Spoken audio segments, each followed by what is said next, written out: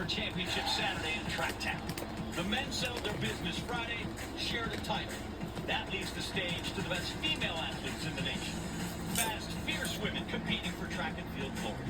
The meet sets up for the Georgia Bulldogs and Coach Carol Smith-Gilbert to win the first women's outdoor national championship in school history. UGA, great first day crying for more of it here today.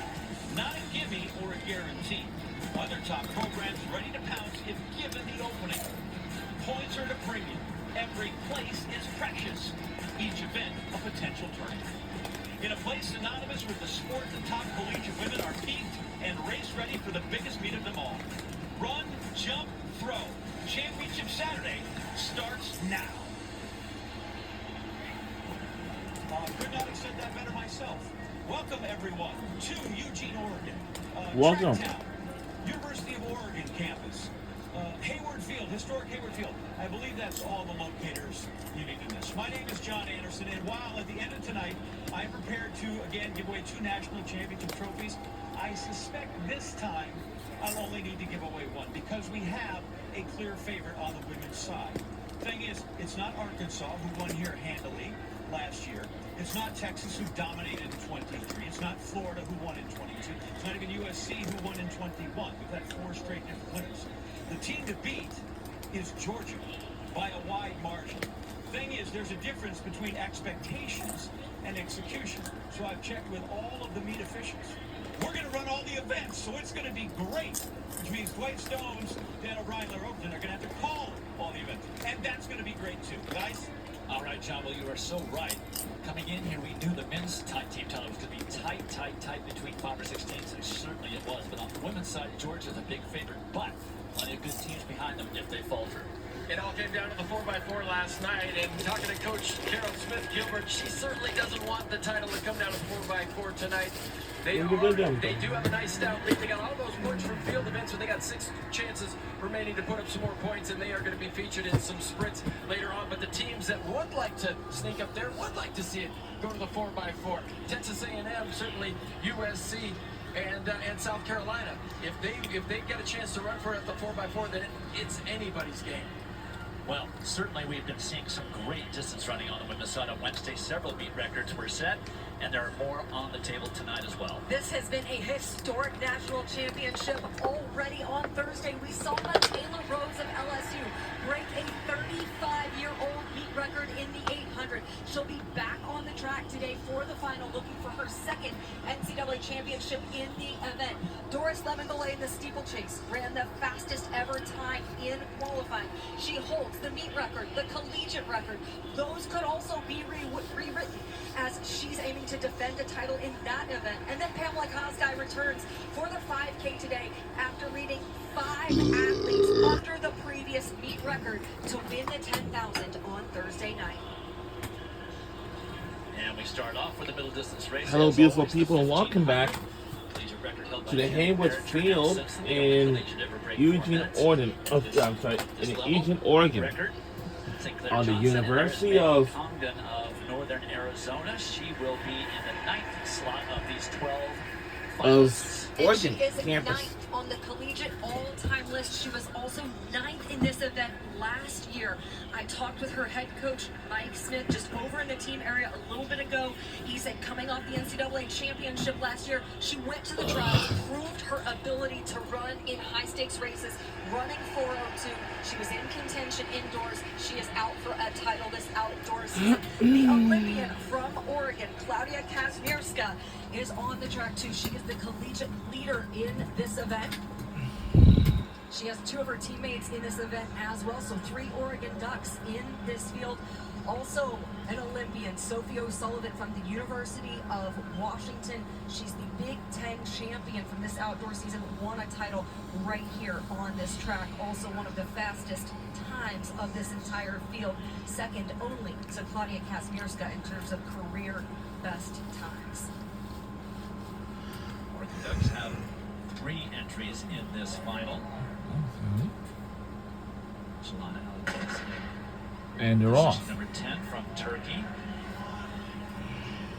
And Mia Barnett, the senior from Oregon started in number 3. They're easy to see with those very bright yellow singlets and a big O on their front. It's Lindsey Butler of Virginia Tech, the senior out front.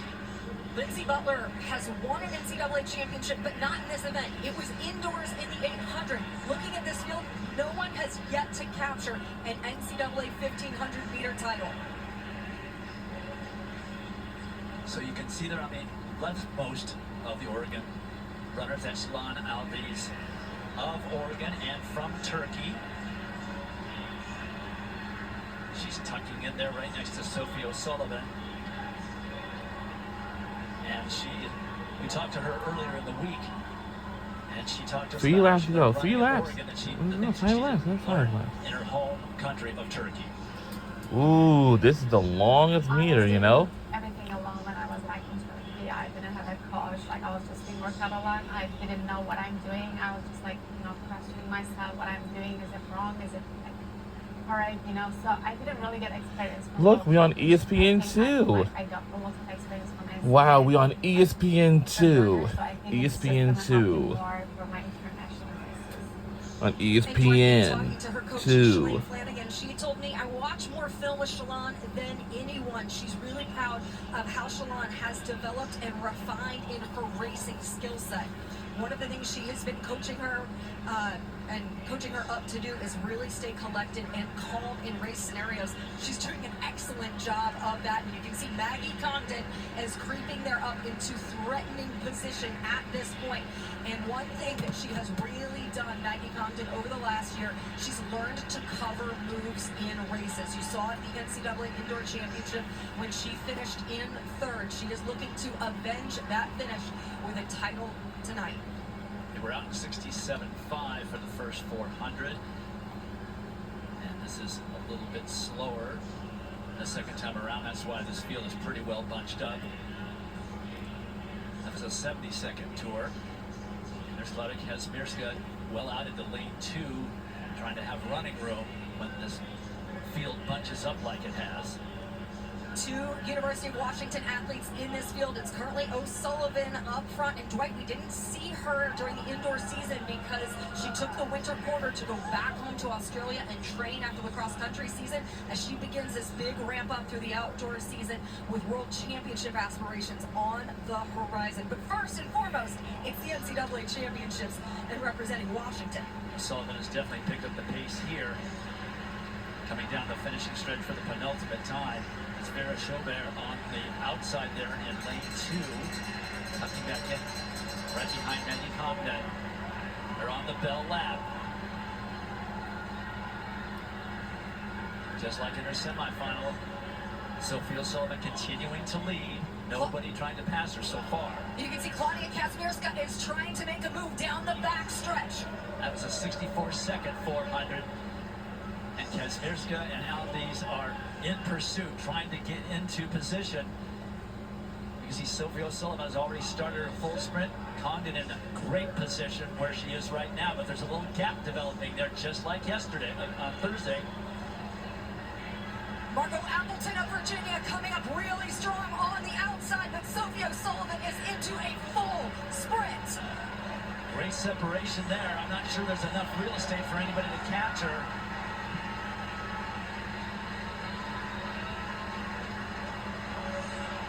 Sophie O'Sullivan almost wire to wire. She had the fastest qualifying time on Thursday. 30 seconds for the last 200. You could see the look on her face. She was sprinting the full out from more than 200 meters in. 58.5 last 400, and that's after she led the majority of this race. Love how she pushed the pace on the rest of the field. She has always shown her talent.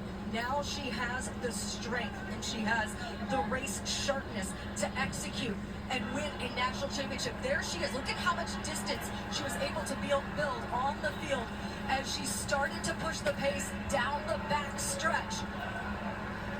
Margot Appleton is trying to make a run, but got 2 boxed in. Sophie O'Sullivan, a national champion, University of Washington won on the men's side yesterday with Nathan Green. Their dominance at 1,500 meters continues as the Olympian is now also your NCAA champion. She's looking around. Nobody was even close to her at the finish line as she glanced back over that left shoulder.